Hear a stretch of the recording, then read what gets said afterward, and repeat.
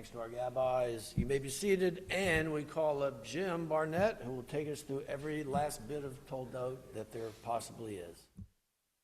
Right.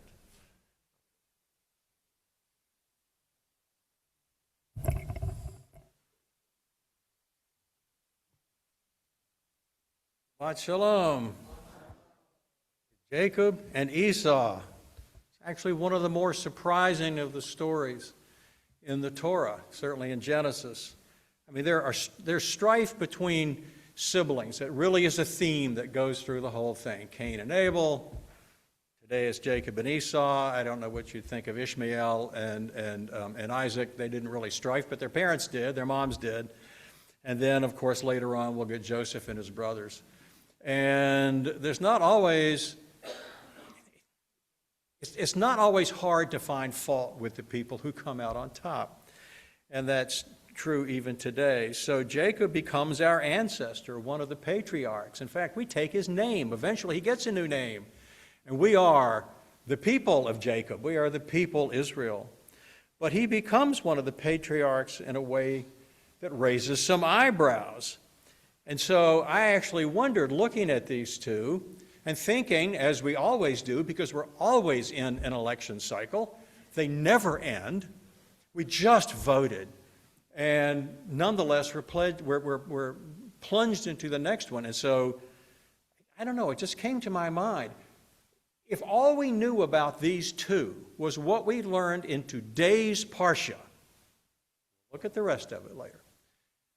Today's Parsha, and we got to vote. Now, I know in reality only one gets to vote, and God gets to vote, and God voted early. God already chose who's going to carry on here.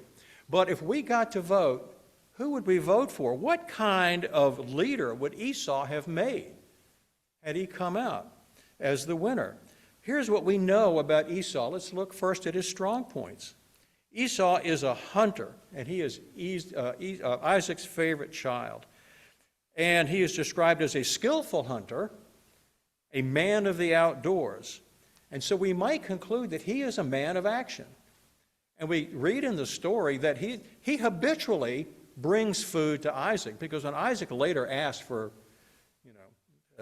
one of his children, not knowing who he's talking to bring me something of the food that you often prepare for me that I like, it's clear that this task of hunting and bringing food to the family is something he does on a regular basis. We might have liked Esau, the kind of guy who's outgoing, he seems to be self-motivated, the kind of guy probably who could tell a good story over a cold mug, the kind of guy you could sit down and watch a ball game with, and he probably would have some great stories to tell you. In today's world, he, more than Jacob, would probably be a candidate for public office, someone accepted by the crowd as a potential leader. And what would his campaign slogan be?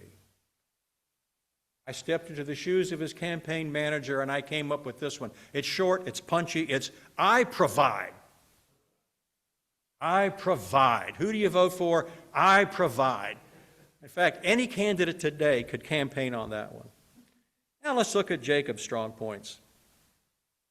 Well, you don't know that much. We know he can cook up a pot of lentil stew. Although Sarah last night questioned whether he had actually done that, because later on when Isaac asked for food and Jacob is the one under deception that brings it, his mom had to make it for him. But nonetheless, let's assume that he knows how to at least make a pot of lentil stew. He is described, however, as a mild man who stayed in the camp. This is not a great campaign slogan. He stays with his parents while Esau is out there doing most of the hard work. Jacob is probably kind of boring. And would people have seen him as a possible leader? Well, he apparently wants to be one. We might assume that as the second son, although born only by minutes, that he seems to rankle at his secondary status. And he's tricky, even in his own right, and through his mother Rebekah, who turns out to be a schemer as well. Jacob first entices Esau in a moment of weakness and hunger to trade in his birthright for a bowl of soup, which Esau does, although I'm not entirely sure that legally that was an actual binding transaction. I'm not sure that in the old world, if you were the firstborn, you could cease to be the firstborn by saying, I let my brother have it. In fact, later on, it's very clear that when Esau does come back with his venison to give to his father, he clearly expects to get the blessing that a firstborn gets. Nonetheless, in this scene, we do find something out. One, Jacob is a trickster. He's willing to at least tempt his brother at a time of weakness. And Esau falls for it. And then later, of course, in the scheme cooked up by Rebekah, which Jacob doesn't really have the sense to think up on his own, he then flees after he's done with that. Is that the action of a leader, a person who would carry on a holy lineage? And what would his campaign slogan be? It's not a good one. I may cheat, but at least I have the good sense to flee. Okay. So, but what else do we know at this point? Esau is possibly a man of action, but not a man of great depth, it seems. He marries outside the tribe, which, by the way, in today's electoral world doesn't really seem to matter. Ask J.D. Vance. But it suggests that heritage is not important to him. And he despises his birthright, even though he may not have given it away. At least by his words, he suggested that his birthright, his place as the elder to carry on the tribe culturally and physically, is something that that isn't first in his mind. He's at least willing to play with the idea that it's not something that's really all that important to me. Give me the soup.